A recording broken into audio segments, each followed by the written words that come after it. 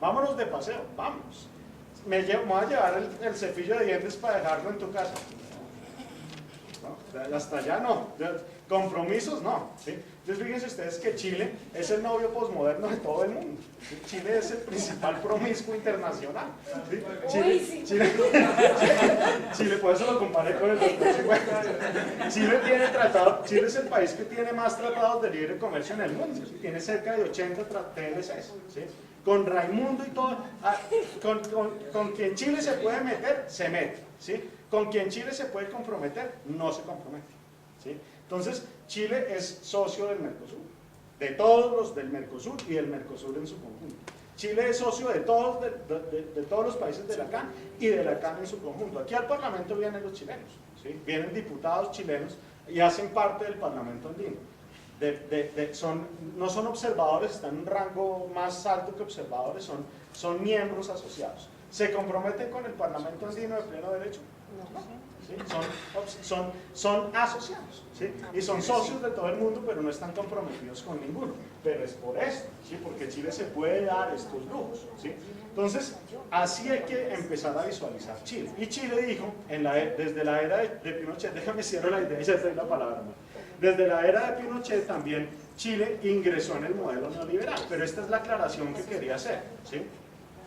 Se dice que el modelo neoliberal se inventó en Chile, ¿sí? Que fue Milton Friedman y la Escuela de Chicago los que se inventaron el neoliberalismo, digamos que eso no es verdad, ¿sí? Friedman y la Escuela de Chicago son difusores, ¿sí? De otros dos señores que son austriacos, que son Hayek y Nozick. Eso realmente, con Margaret Thatcher en Inglaterra, fueron los que se inventaron el ajuste y el modelo neoliberal, ¿sí? Friedman fue un difusor, si se quiere, ¿sí? Y se implementa un modelo neoliberal que hace que en el 73 Chile salga del grupo andino, porque era lo del grupo andino era una cosa que se alejaba totalmente de los intereses chilenos, y se produce la salida de Chile en el 73 y se propicia además el ingreso de Venezuela en el 76. Entonces del 76 al 2006 tenemos a los 5 históricos andinos. Sí, hoy por hoy lamentablemente ya no está Venezuela, pero eran los 5, ¿cierto? Bolivia, Colombia, Ecuador, Perú y Venezuela.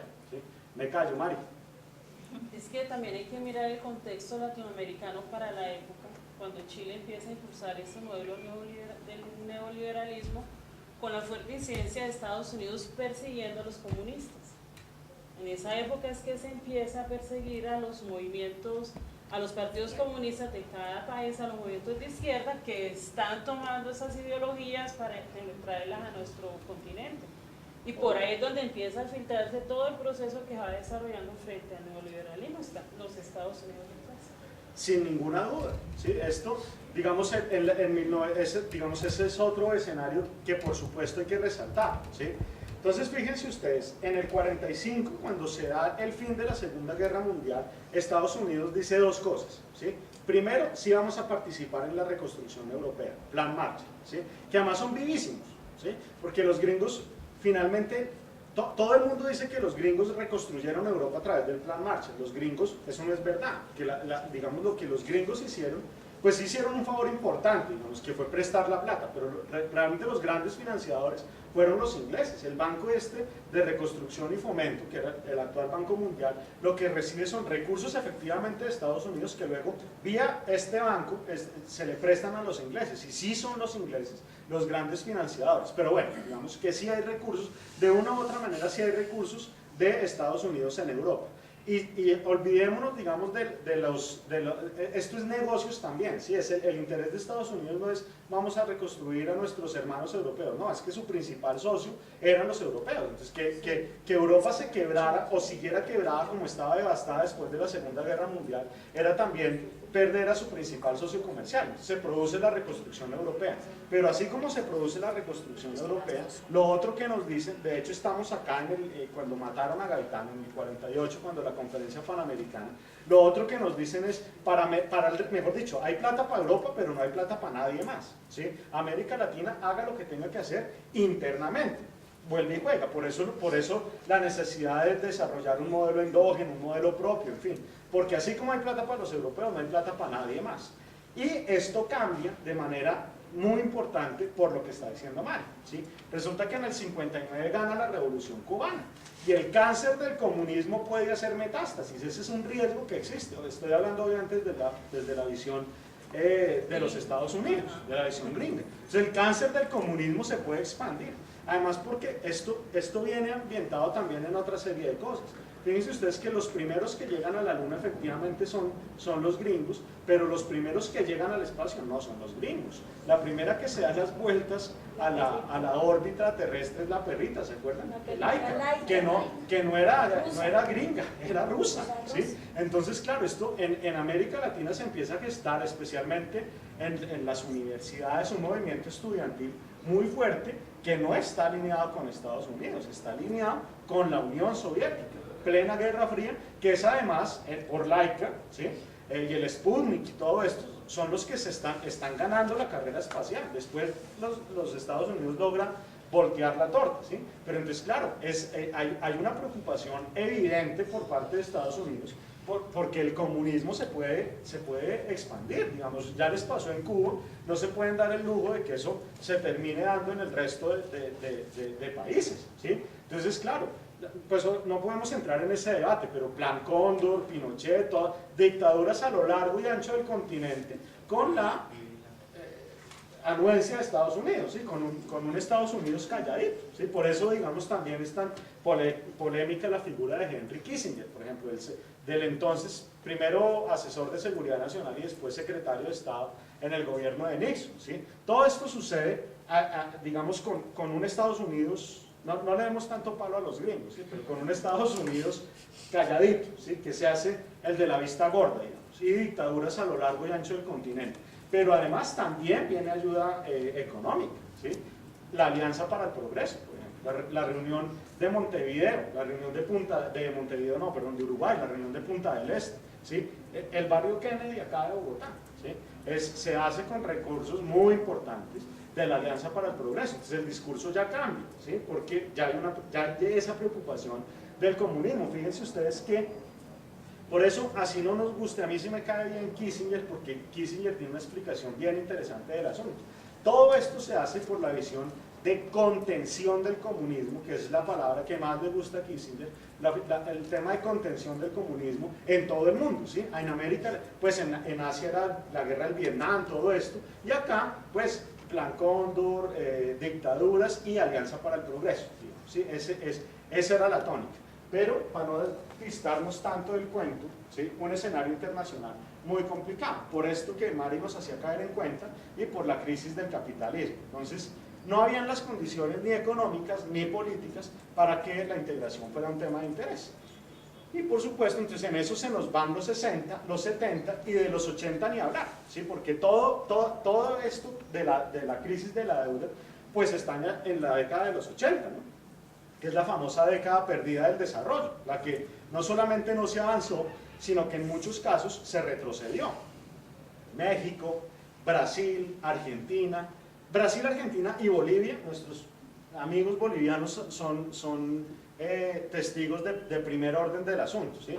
Entonces, ir a un supermercado en México y Argentina por los niveles de hiperinflación que se causan por toda esta situación en la década de los 80 era como entrar a una bolsa de valores, ¿no? Entonces tenían parlantes, pues habían sistemas de sonido en que se avisaba, qué sé yo, son las 10:30 de la mañana, la libra de chocolate está a 4 millones de pesos, se espera que a la 1 de la tarde esté a 6 millones de pesos, así era, ¿sí? Pues hiperinflaciones del 2000, del 3000%, una cosa inmanejable. Entonces la gente iba a mercar con el carrito para echar el mercado y con otro carrito con los costales de plata, ¿sí?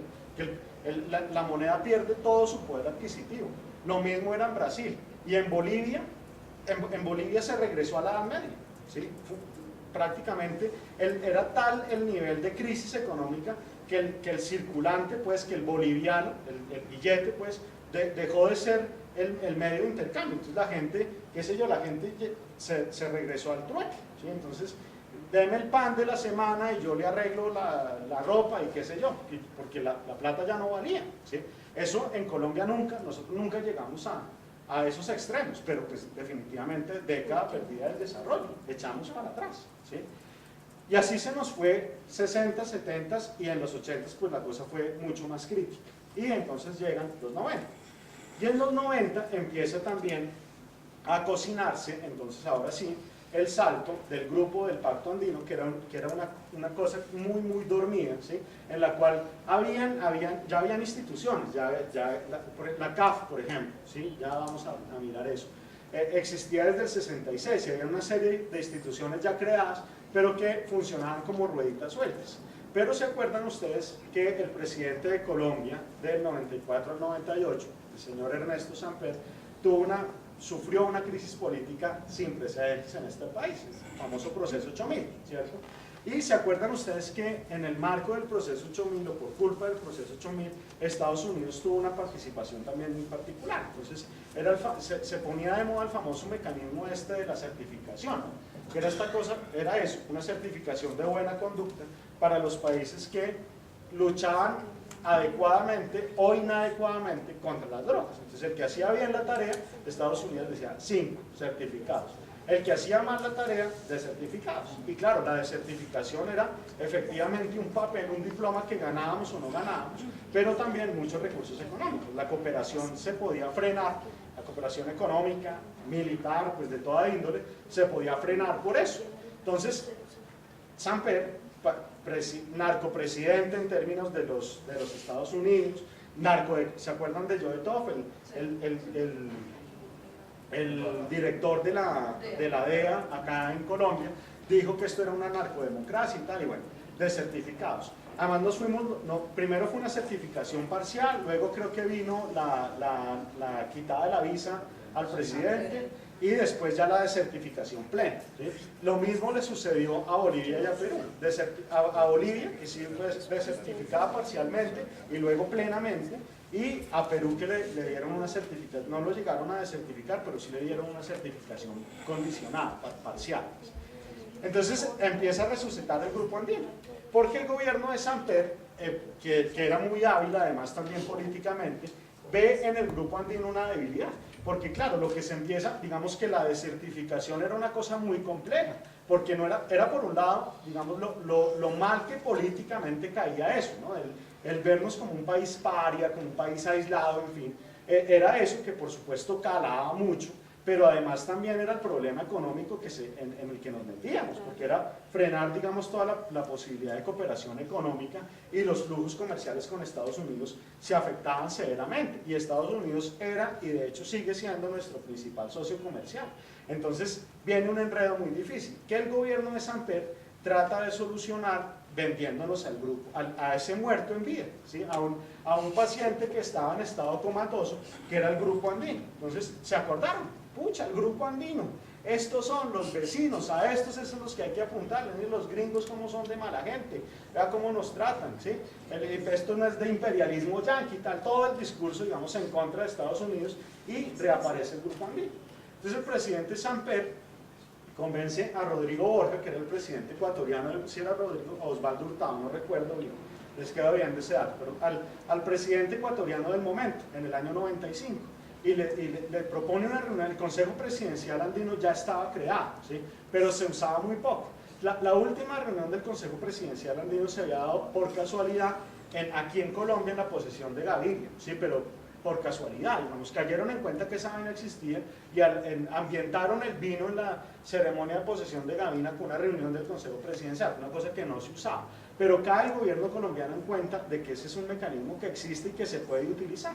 Entonces proponen en el 95 una reunión, digamos, Samper convence al presidente de Ecuador y convocan una reunión del Consejo Presidencial, no aquí en Colombia, porque Samper le dice, para que, digamos, Colombia resulta de más impacto que el grupo andino no se resucite en Colombia, porque en Colombia sería muy obvio, entonces hagámoslo por fuera. Y el mejor candidato era Ecuador, que era en términos políticos el que mejor estaba, ¿sí? Los términos, fíjense ustedes que Ecuador, de Correa para atrás, con Correa la cosa se ha solucionado, pero Ecuador tuvo un momento muy difícil en el que el deporte nacional era tumbar presidentes, ¿sí? Entonces 10 presidentes ¿quién era?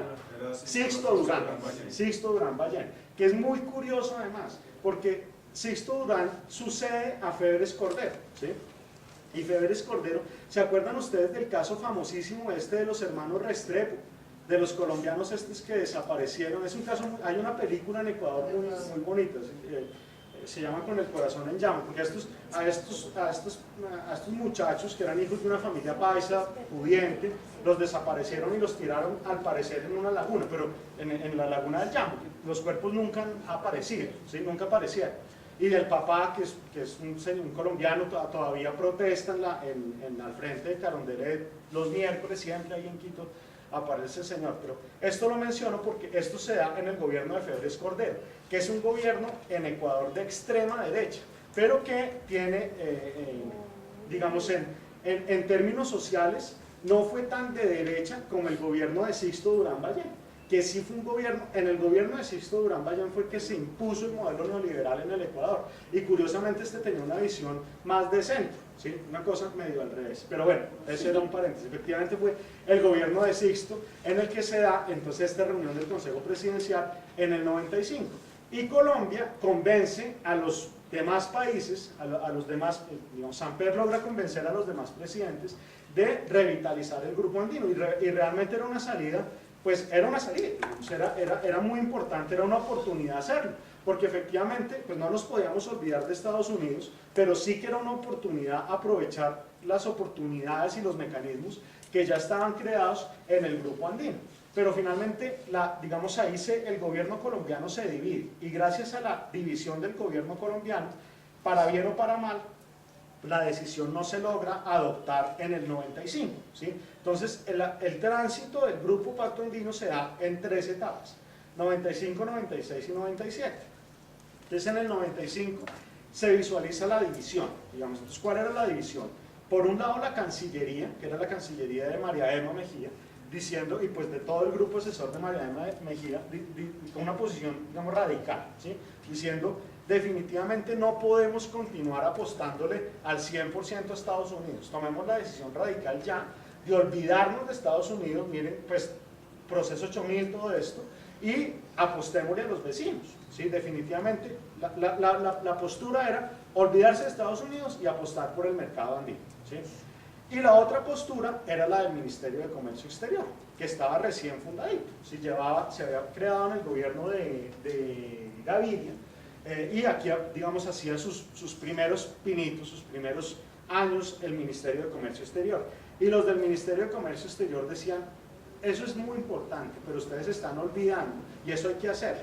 Pero hoy por hoy Estados Unidos es el principal socio comercial, entonces no podemos patear la lonchera tampoco tan alegremente. A nosotros también nos caen mal los gringos, pero son el principal socio comercial. No podemos frenar los vínculos comerciales con Estados Unidos de manera radical. ¿Por qué? Porque es irresponsable hacerlo. Tampoco se puede afectar la economía tan severamente, de hecho ya estaba afectada. Entonces no se logra una postura como tal ahí, pero los presidentes le otorgan la tarea a los cancilleres, ¿sí?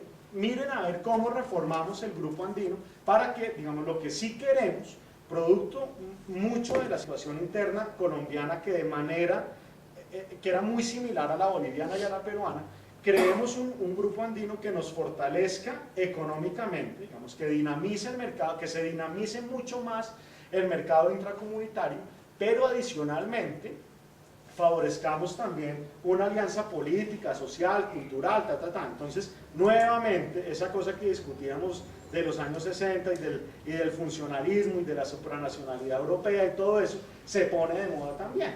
Y no era gratuito también, lo visualizaremos dentro de 15 días cuando hablemos de Europa. Pero Europa acababa, en este momento Europa ya era Europa, ¿sí? Europa ya era la Unión Europea. El tránsito de la Comunidad Económica Europea a la Unión Europea se da en el 92 con el Tratado de Maastricht, eso ya está, ¿sí? La Unión Europea ya existe. Entonces se convierte también en un estímulo para hacer algo similar en el Grupo Andino. Entonces viene la siguiente etapa, nuevamente Consejo Presidencial en el 96 en Perú, en Trujillo. Consejo Presidencial que fue también muy famoso por varias razones, ¿sí?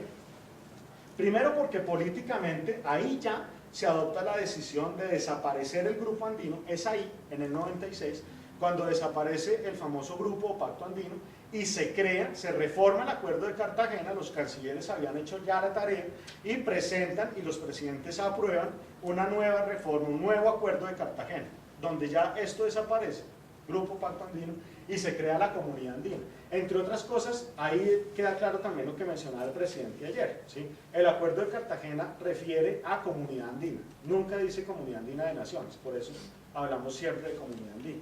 ¿Y de dónde sacamos nosotros lo de Comunidad Andina de Naciones? Porque No sé. como es CAN, Yo siempre entonces la digo gente le puso CAN, Comunidad Andina de Termina Naciones. en N. ¿Y quién, No sé quién la dónde lo notificó? sacaron. Es que en cada sería Es feo. importante que sea solo comunidad. No, digamos, la discusión no es que sea de mayor relevancia, digamos, sino que simplemente es un error hablar de Comunidad Andina de Naciones, porque esa es una cosa que oficialmente, jurídicamente no existe, ¿sí? El Acuerdo de Cartagena refiere solamente a Comunidad Andina.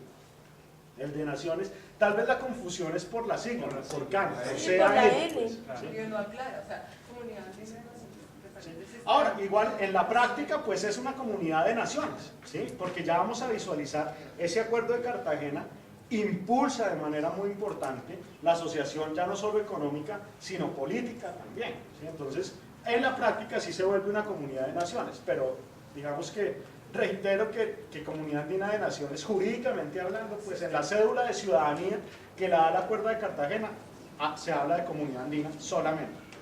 Y bueno, se crea la dichosa Comunidad Andina, con un reforzamiento muy fuerte de la supranacionalidad, de los espacios supranacionales. Pero también se crean problemas, que es lo interesante que veamos hoy. ¿Se acuerdan? No sé si esté por ahí, Julio, la presentación del presidente ayer está por ahí. ¿Nos puedes poner el triangulito de que él mostró ayer? Ahí aparece ese triángulo que el presidente nos mostraba ayer, que es el Sistema Andino de Integración, ¿sí? Del cual hace parte esta institución en la que estamos parados hoy, el Parlamento Andino. Entonces, todas esas instituciones que ustedes tienen ahí en sus copias y que ya nos ponen acá en la imagen, ya existían. El Parlamento Andino ya existía, la universidad que Susana nos preguntaba al principio ya existía.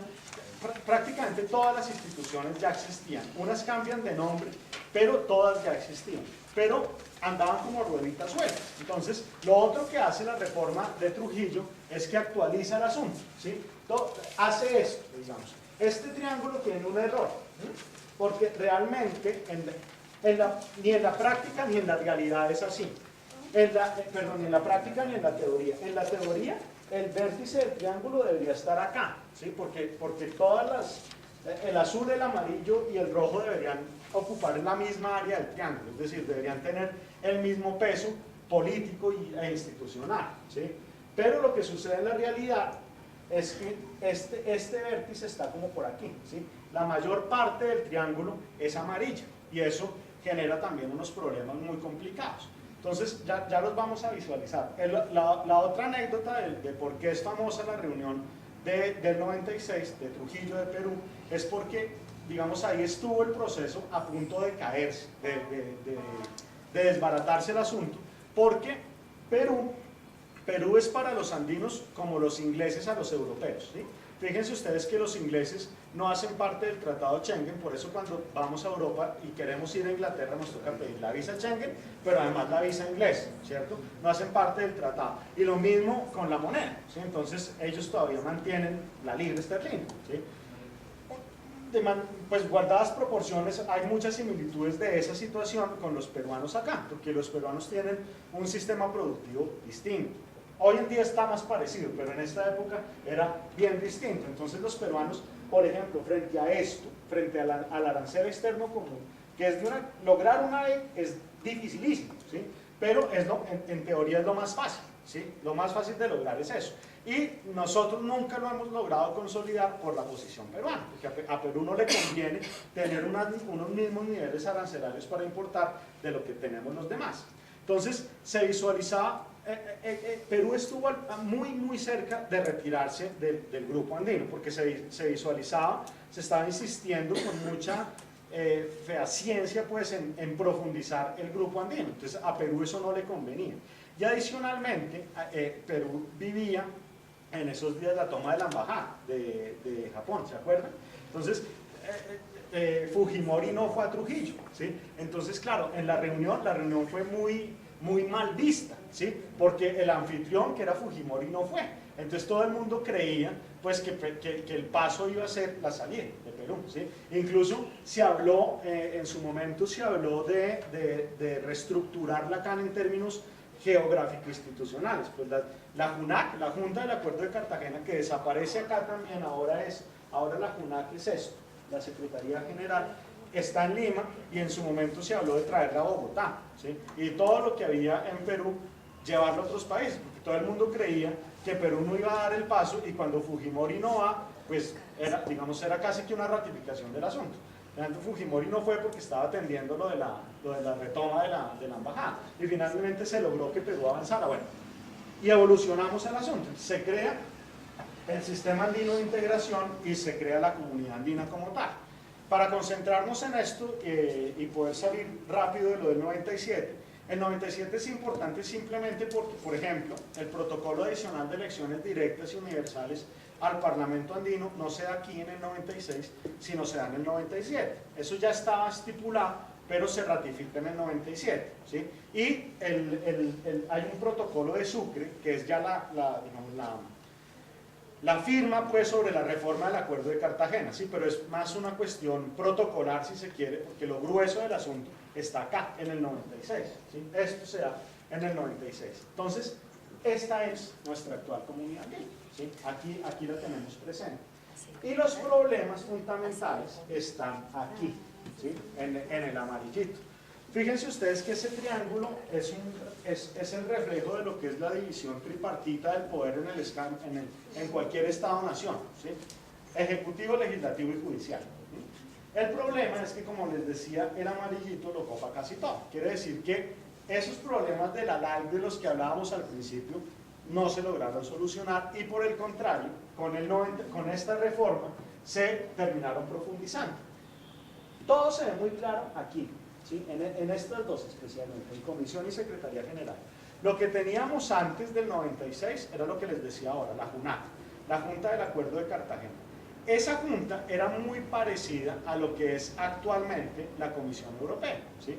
Hoy en día, ¿cómo funciona la Comisión Europea? Todos sabemos que son 27 comisarios, uno por cada país, pero ese uno por cada país es una cosa casual, ¿sí? Esos señores, esos 27 comisarios, no están representando a sus estados, ¿sí? El comisario que nombra Francia no representa a Francia, ¿sí? De hecho, muchas veces adopta decisiones, la mayoría de las veces, adopta decisiones que a Francia no le gustan. Lo mismo el italiano, lo mismo el español, todos, ¿sí? Adoptan decisiones que se piensan en torno a la Unión Europea, no a los intereses nacionales. Entonces, fíjense ustedes que la cesión de soberanía de la que hablábamos ahora en Europa se ha dado de manera efectiva. Cada vez pesan menos los gobiernos en Europa, ¿sí? Y lo visualizan uno ahora con lo que está sucediendo en la crisis. Las grandes decisiones, para bien o para mal, no son decisiones ni en Alemania, que es el fuerte, ni en Francia y tal, sino aquí, en la Comisión Europea, o especialmente en la Comisión y en el Parlamento. No profundizo en eso para no, digamos, quitarnos nosotros mismos temas de la próxima sesión. Sí, y se acaba de ratificar precisamente con el Premio Nobel de Paz que la Caja. Por ejemplo, claro. Ese es un tema muy, muy interesante, porque ahora que hablábamos de Kissinger me acordaba, vale la pena el paréntesis. Cuando a Kissinger le preguntaban, eso lo pueden buscar incluso si quieren en YouTube, está, ¿se acuerdan que Javier Solana, el español, era el representante de la política exterior y de la seguridad de Europa, ¿sí? Y a Solana, recién llegado Solana a ese cargo, estalló la crisis en los Balcanes, ¿sí? A Solana, el primer chicharrón que le tocó solucionar a Solana, pues fue Yugoslavia, ¿sí? Entonces, cuando le preguntaban a los Estados Unidos, digamos, esta anécdota la cuenta Kissinger, pero no es Kissinger el que la vive, aunque la vivió también en su momento. Cuando le preguntaban a Kissinger y le decían, oiga, para la crisis del petróleo, por ejemplo, que sí le tocó vivir a Kissinger, cuando a Kissinger le decían, oiga, usted tiene que hablar con Europa, ¿sí? Entonces, la respuesta de Kissinger siempre era, listo, deme el teléfono de Europa. ¿A quién llamo en Europa? Llamo al canciller alemán, llamo al primer ministro francés, al primer ministro... ¿A quién llamo en Europa? Europa como tal no existía, ¿sí? Entonces, ese es el homenaje que Kissinger le da a Solano. Kissinger dice, cuando se crea este cargo, ya puedo llamar a Europa, ¿sí? Ya hay un correo electrónico, ya hay un teléfono que es Javier Solano, ¿sí? Entonces, eso existe en Europa, ¿sí? Hay un espacio supranacional cada vez más fuerte, ¿sí? Cada vez las decisiones dependen más de la Comisión Europea, del Parlamento, no es nuestro caso, ¿sí? Y en el triangulito lo que hicimos fue echar para atrás, porque esa junta del Acuerdo de Cartagena, eran 3 señores que nombraban los gobiernos, digamos, eran plenipotenciarios que las hojas de vida la mandaban los gobiernos, pero una vez los señores llegaban allá, actuaban en función de la comunidad andina, ¿sí? Qué sé yo, digamos, uno de los más destacados era un señor que ya murió, se llamaba Germánico Salgado, era un ecuatoriano. El tipo le daba palo todo el tiempo al Ecuador, ¿sí? Y de malas Ecuador, porque el tipo estaba funcionando en pro de los intereses del grupo o del Pacto Andino, ¿sí? No del Ecuador, y todos los demás de manera similar. Cuando se crea en el 96 el actual triangulito digamos, estos dos, ¿sí? Especialmente estos dos, la Comisión y la Secretaría General. Entonces, la JUNAC desaparece y ahora lo que tenemos es un secretario general, que es obediente, obviamente, digamos, al señor lo nombran los cancilleres y el señor obedece a lo que las cancillerías le dicen, ¿sí? Entonces, un interés andino ahí no existe. Y aquí la cuestión es mucho más crítica todavía en la comisión, porque la comisión, los miembros de la comisión son los ministros de Comercio Exterior. La comisión puede funcionar, qué sé yo, si van a tocar un tema de transporte, entonces se reúnen los ministros de Comercio Exterior, que son los titulares, y pueden estar acompañados de los ministros de Transporte. Pero fíjense ustedes que el interés es eminentemente ejecutivo. Y los señores, obviamente, qué sé yo, si mañana hacen una reunión de la comisión, pues el señor Sergio Díaz Granados, que es nuestro ministro de Comercio Exterior, obviamente va a ir en representación de los intereses de los empresarios colombianos y del gobierno colombiano. Si no lo hiciera así, con todo derecho le pedirían la renuncia, ¿sí? Yo sería el primero en decir, actuó mal, ¿sí? Ese no es el problema. El problema es que entonces, ¿dónde queda el interés andino? ¿Sí? El interés andino en este esquema no existe, ¿sí? Porque adicionalmente, y viene el otro problema, Parlamento y tribunal, ¿sí? Entonces, ¿qué pasa con el Parlamento? En el Acuerdo de Cartagena, en el Acuerdo de Cartagena hay 2 artículos que refieren puntualmente al Parlamento andino. El 42, que es la carreta, ¿sí? Entonces el 42 dice que el Parlamento andino es un órgano deliberante y que representa a los pueblos de la comunidad andina y tal. Y el 43 es el importante, digamos. No quiero decir que el 42 no lo sea, pero en efectos prácticos el 43 es el que en teoría daría los dientes, ¿sí? Porque es el que da las atribuciones del Parlamento andino. Entonces en el artículo 43 ustedes van a ver de la A a la G, ¿sí? Como 6 o 7 atribuciones, 6 o 7 cosas que el Parlamento andino está en la obligación de hacer. Una de ellas, por ejemplo, es recepcionar anualmente al menos los informes de los órganos e instituciones del SAI. Entonces todos estos tienen que venir al menos una vez al año acá, a Bogotá, a la plenaria del Parlamento andino y contar qué están haciendo, ¿sí? Un poco lo que hace el Congreso, ustedes saben de eso, cuando el Congreso cita a un ministro, ¿sí? Por cualquier cosa, y le hacen entonces un cuestionario y se le indaga al ministro por cualquier cosa. Ahora bien, claro, lograr las mayorías y todo esto sabemos que es muy complejo, pero si el Congreso no queda contento con el asunto, pues moción de censura, ¿no? El ministro se tendría que ir, ¿sí? Acá no.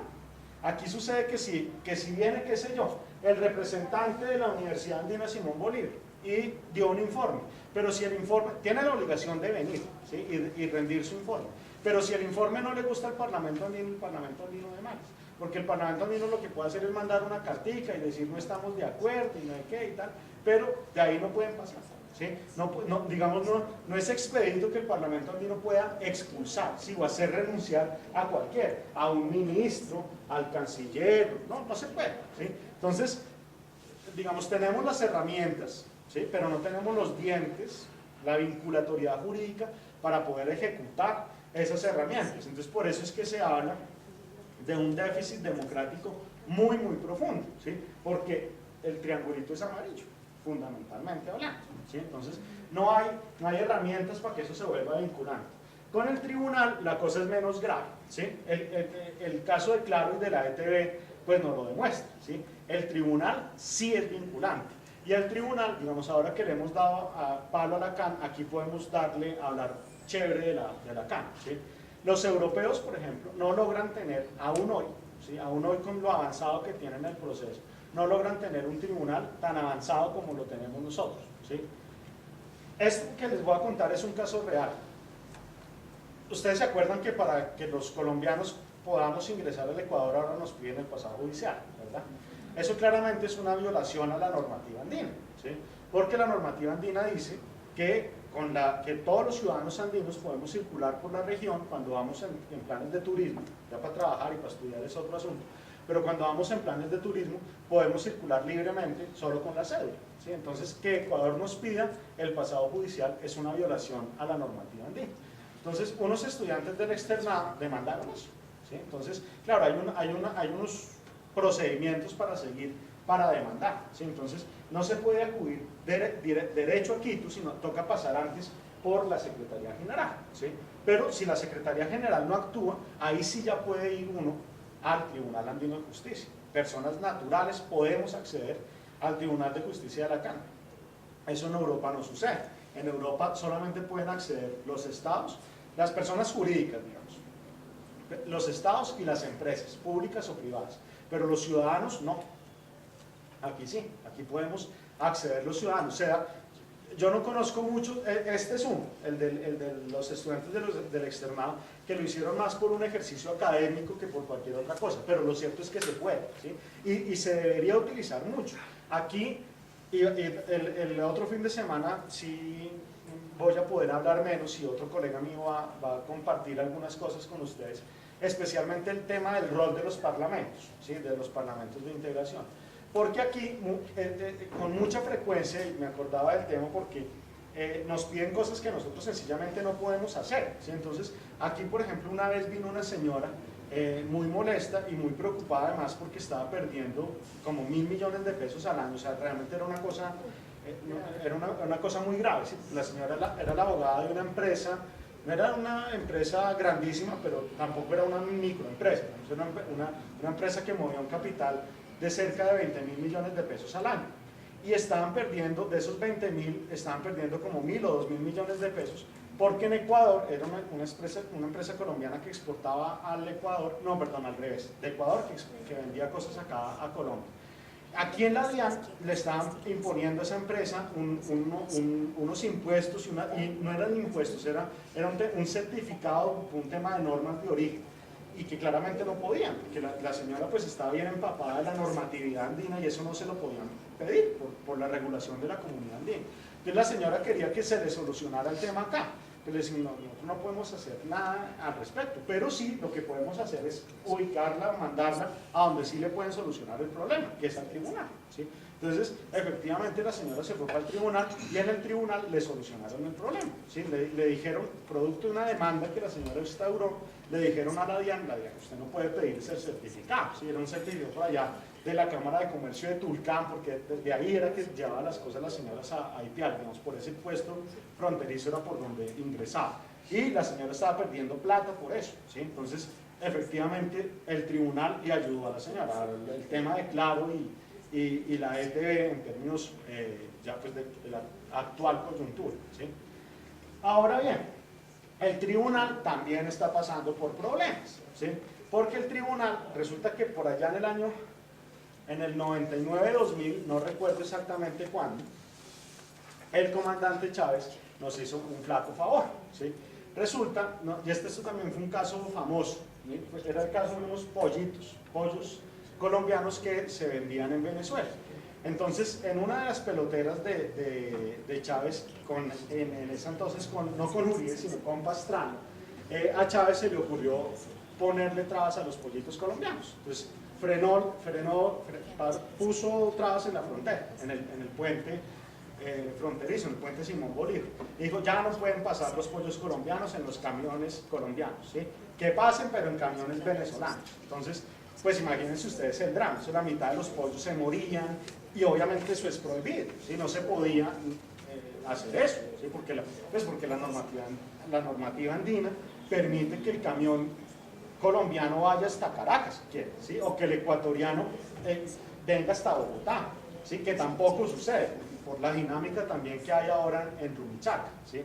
Entonces, ¿qué fue lo que pasó acá? Porque el tema de Chávez y los pollitos se vuelve famoso. Porque cuando Chávez dijo no pueden pasar los pollitos colombianos a Venezuela, entonces Colombia, como era lógico, demandó. Ahí sí Colombia como país, como Estado, demandó al tribunal, pues siguiendo todos los procedimientos. Fue primero a la Secretaría, le notificamos a la Secretaría, vea, saque una resolución haciendo que Venezuela levante esa medida, porque eso no se puede hacer. Efectivamente la Secretaría emitió la resolución, no la cumplió Venezuela, entonces ya llegamos al tribunal, y el tribunal emitió una sentencia condenando a Venezuela. Y lo chévere del tribunal es que el tribunal tiene un mecanismo muy perverso, que por perverso funciona, ¿sí? Que es el clásico tema de pagan justos por pecadores, ¿sí? Entonces, lo que hace siempre el tribunal en sus sentencias es que le permite al país afectado tomar una decisión igual pero con otro sector. Entonces, lo que se nos dijo, yo no recuerdo, digamos, el caso puntual de los pollitos pues es real, fue lo que sucedió, pero no recuerdo cuál fue la autorización para Colombia, ¿sí? Pero entonces lo que hizo el tribunal es, listo, Venezuela no cumple, entonces Colombia tiene la libertad de ponerle un arancel, qué sé yo, a los jabones que vienen desde Venezuela, ¿sí? Que compra Colombia sin arancel, pero como nos ponen la traba a los pollitos, entonces ahora le puede poner Colombia traba a los jabones. Entonces, claro, perverso porque los de los jabones no tienen nada que ver. Entonces, los de los jabones le brincan, siempre pasa eso. Entonces, el mecanismo funciona por eso mismo. Entonces, porque el gobierno que arma el enredo se ve obligado también a solucionarlo, porque internamente el problema sería grande. Entonces, cuando le brincaron los señores de los jabones a Chávez, porque les estaban poniendo un arancel en Colombia por el tema de los pollos, y nosotros, ¿qué tenemos que ver con los pollos? Venezuela, Chávez, con billetera llena por la platica de los dólares, les dijo, no se preocupen, ¿sí? Paguen el arancel que yo aquí se los devuelvo, ¿sí? Entonces empezamos a transitar por un camino muy peligroso de desinstitucionalización de las sentencias del tribunal. Obviamente no todos somos Venezuela, ¿sí? No todos tenemos billetera llena para hacer eso, pero sí, digamos, los países se dieron cuenta que podían incumplir las sentencias del tribunal. Y claro, aquí vienen con mucha frecuencia, por los informes que tienen que rendir, de los que hablábamos ahora, viene el magistrado, el presidente o la presidenta de turno del tribunal, y dicen que no, y nos muestran las estadísticas y tal, del cumplimiento, y que hay un alto cumplimiento de las sentencias del tribunal. Y es verdad, pero el hecho de que ya existan unas que están incumplidas, pues es grave, digamos, eso no debería suceder. El éxito de esto es que se cumplieran el 100% de las sentencias del tribunal. Para no dejar cosas en el aire, Consejo Presidencial Andino, ahora 4 presidentes, los que integran el Consejo Presidencial, y toda la parte amarillita se rota anualmente, ¿sí? Entonces hay la figura de la presidencia pro tempore para los amarillitos que se rotan anualmente, ¿sí? Por eso es pro tempore. En este momento la presidencia de la Comunidad Andina la tiene Ecuador, la tuvimos nosotros hasta hace, generalmente se cambia en junio, julio, hasta hace 2 meses, 3 meses, ¿sí? Y ahí también vale la pena, nos quedan minutos, ¿sí? Y ya hacemos preguntas y respuestas y cosas así. ¿Ah? Son las 11, en teoría estamos hasta las 12, pero no vamos a llegar hasta allá, ya vamos a acabar, ¿sí? Pero lo que les quería decir es que otra de las dificultades de la comunidad andina, así nos digan que no, pero es verdad y hay que aceptarlo, es que antes el Consejo Presidencial se reunía efectivamente todos los años, ¿sí? La rotación de la presidencia pro tempore era efectiva, todos los presidentes iban a donde tocara ir, pues a ceder la presidencia, y se reunían y emitían una cosa que se llama, porque pues no ha dejado de existir, se ha dejado de aplicar, pero no ha dejado de existir, que era el acta presidencial, ¿sí? Entonces, de hecho, por ejemplo, lo que nosotros hacíamos acá, pues Astrid, Mauricio, y los que hacemos parte del equipo del instituto, en lo que más nos gastábamos tiempo, era en el seguimiento de las dichosas directrices presidenciales. porque cada reunión del Consejo Presidencial se emitía un acta que era una cuestión generalmente larga, ¿sí? de 10 páginas, en la que habían una serie de directrices presidenciales para todo el mundo, incluso para el Parlamento. El Parlamento es autónomo, pero nos decían, los exhortamos a hacer X cosa, tal cosa, y se le imprimía, digamos, un dinamismo al proceso de integración, y a otros sí los obligaban, ¿no? a los que eran subalternos, o a los que son subalternos de ellos, a la secretaría, a los cancilleres se les mandaban cosas, ¿no? Hagan tal cosa, se les da plazo de tanto tiempo para que hagan tal cosa, ¿sí? Eso se ha dejado de hacer. Entonces, claro, yo soy muy, muy crítico. Si estuviera el presidente aquí, de pronto hasta me regañaba, pero como no está, entonces puedo hablarme pendejadas. Entonces, yo me he vuelto muy crítico, por ejemplo, de la Secretaría General, ¿sí? Porque la Secretaría General nos mete goles. Entonces, la Secretaría General viene aquí y le dice a los parlamentarios muchas cosas, pero nosotros que hacemos el seguimiento técnico del asunto sabemos que eso es carrera, ¿sí? Que eso no se está cumpliendo o que es un reencauche. Entonces, lo que se proponen para el plan de acción de una presidencia pro tempore, lo que hoy está haciendo Ecuador, lo vamos a ver dentro de un año para Perú, con un nombre distinto, pero se viene reencauchando y reencauchando, porque la situación es tan crítica que ya el Consejo Presidencial ni siquiera se reúne. El último cambio, de cuando Colombia le pasó la presidencia pro tempore a Ecuador, no hubo reunión, ¿sí? Fue una reunión a nivel ni siquiera de cancilleres, fue de vicecancilleres a través de una videoconferencia. Es muy difícil que un proceso avance así, ¿sí?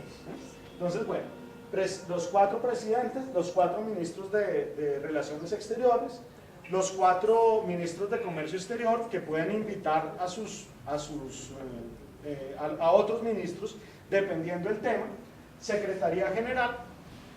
Otro ejemplo de crisis, ¿sí? El actual secretario general es un boliviano que lleva 2 años encargado, ¿sí? Y yo recuerdo mucho, por ejemplo, tan pronto lleva muy poco tiempo de funcionar la actual delegación colombiana al Parlamento Andino, y yo tuve la oportunidad de estar en esa reunión en la que nuestro actual presidente, Héctor Eli Rojas, le hacía un reclamo muy fuerte a la canciller, a María Ángela Holguín, diciéndole que por favor el Consejo de Cancilleres nombrara un secretario general en propiedad. Llevamos 2 años sin tener secretario general en propiedad. La figura que se utiliza es interinal o encargado, ¿sí? Secretario general ad interim, ¿sí? Eso demuestra también el poco interés que hay en el proceso de integración. Parlamento, pues donde estamos ahora, 20 parlamentarios andinos en 3 de los 4 países ya electos de manera directa, en Ecuador, Perú, y nosotros ya los elegimos de manera directa. Falta Bolivia, estamos luchando para que Bolivia logre hacer elecciones directas, y participan 5 chilenos de manera pues asociada, como también lo veíamos ahora. El máximo órgano del Parlamento es la Asamblea, la plenaria, que son pues la reunión de los 25. Debajo está la mesa directiva, que son un presidente, en este caso Colombia tiene la presidencia, Héctor Eli Rojas, 3 vicepresidentes, 1 por cada país, y el secretario general, que tiene voz, pero no tiene voto en la mesa directiva. Aquí abajito tendrían que estar las comisiones. Nosotros tenemos 5 comisiones permanentes, una comisión accidental en términos colombianos, que es la Comisión de Ética y Acreditaciones, y pueden haber grupos ad hoc que funcionan para temas específicos. El tribunal, la salida de Venezuela en el 96 implicó una reforma al Tratado de Creación del Tribunal, porque antes se decía que habría 5 magistrados, pero con la salida de Venezuela, pues, digamos, hay un impasse. Entonces, hay una reforma ahora que fue pues, muy sencilla, pero solucionó el tema, y ahora se habla de un magistrado por cada país. Entonces, actualmente tenemos 4 magistrados que emiten esas sentencias vinculantes, todo lo que ya hemos dicho. 2 instituciones financieras, la corporación, la CAF ya no se llama Corporación Andina de Fomento, ahora se llama Banco de Desarrollo para América Latina, muy importante. El presidente ayer lo mencionaba, pero digamos esto ya trascendió las fronteras andinas, manejan tanto o más plata que el Banco Interamericano de Desarrollo, Transmilenio, represas, en fin, muchos megaproyectos se hacen con recursos de la CAF. Y el FLAC, la CAF queda en Venezuela. Bueno, eso también obliga alusión. ¿Sí? Los órganos principales son estos tres, ¿sí? Y por eso es, digamos, nada de esto puede estar por fuera del ámbito geográfico de la comunidad andina. Por eso es Bogotá, Parlamento, donde estamos, Tribunal en Quito y Secretaría General, que es la representación pues no virtual sino real, edificio y gente trabajando, en Lima. Las demás pueden tener, hay algunas, como es el caso de la CAF, que están por fuera, especialmente en Venezuela, ¿sí? La sede principal de la CAF está en Venezuela y como no es organismo principal, entonces no tuvimos la necesidad de traer para algún país de la Cana a la CAF. ¿Y en algún momento esas sedes cambian? No. Lo que cambia es lo de la presidencia pro tempore, pero fíjate que es que de aquí para arriba, de comisión, consejo y los dos consejos, pues son reuniones, perdón, de los cuerpos colegiados, de los presidentes y tal, esos se reúnen en cada país, pero la Secretaría General, que es el órgano permanente y tal, ha estado siempre, desde la creación del grupo andino en Lima. El Parlamento, que se creó en el 79, siempre acá. No siempre en este edificio, aquí estamos, este edificio se consiguió en el gobierno de Samper, aquí estamos desde el 96, pero siempre en Colombia, sí. Aquí cada cuánto sesiones.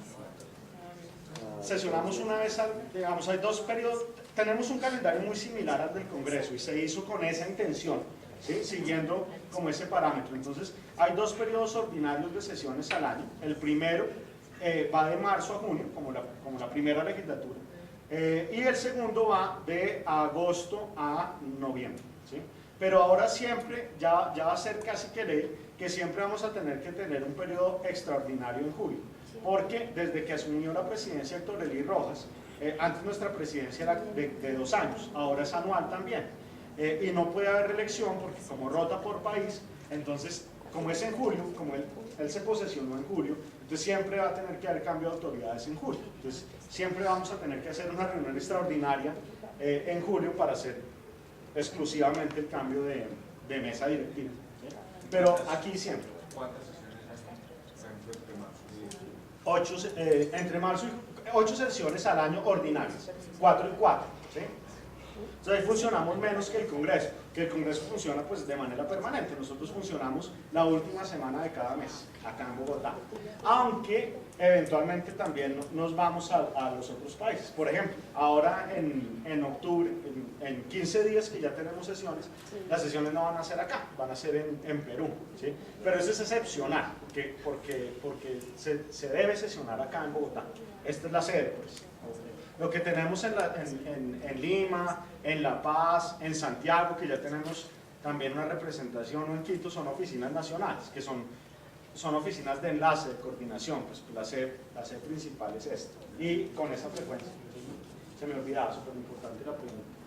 Entonces, bueno, el FLAC, el Fondo Latinoamericano de Reservas, también la sede está acá en Bogotá, está en diagonal al Andino, en Corbolsa, en ese edificio que hay en diagonal, ahí quedan las oficinas del Interbolsa, perdón, ¿sí? Ahí quedan las oficinas del Fondo Latinoamericano de Reservas. Es una institución también muy, muy importante, porque, digamos, es un fondo monetario internacional, pero en chiquito, ¿sí?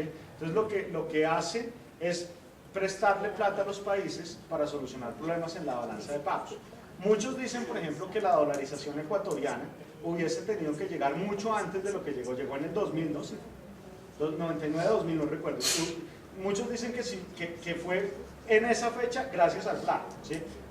Si no existiera el FLAC hubiera llegado mucho antes, y por supuesto las consecuencias también mucho antes. Entonces, vamos, es un éxito, fue un éxito del FLAC en su momento. Hay dos instituciones que nosotros las ponemos como comerciales, realmente son dos instancias consultivas, el Consejo Consultivo Laboral y el Consejo Consultivo Empresarial. En el laboral están fundamentalmente los trabajadores, los sindicatos, en el caso colombiano la CUT, la CTC, todos ellos. Nombran a alguien y ese alguien funciona como siempre digamos, lo que adoptan estos, en muchos casos se los consultan o a los trabajadores o a los empresarios, tienen esa funcionalidad.